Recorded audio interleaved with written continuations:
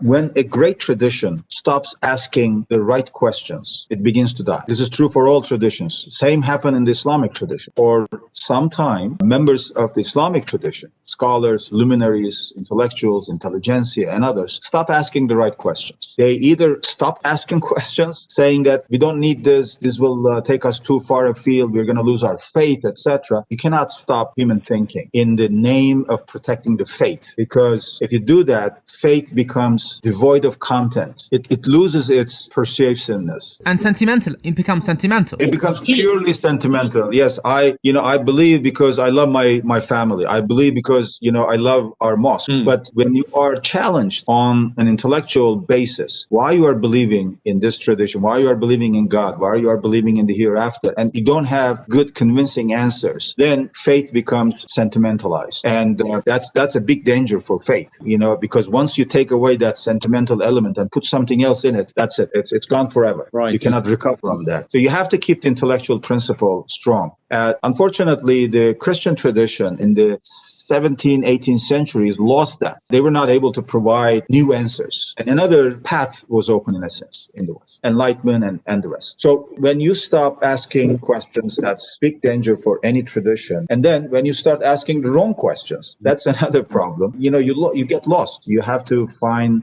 what the right questions are. You cannot avoid them, so that you keep the tradition alive and moving. Tradition doesn't mean that you mummify the past.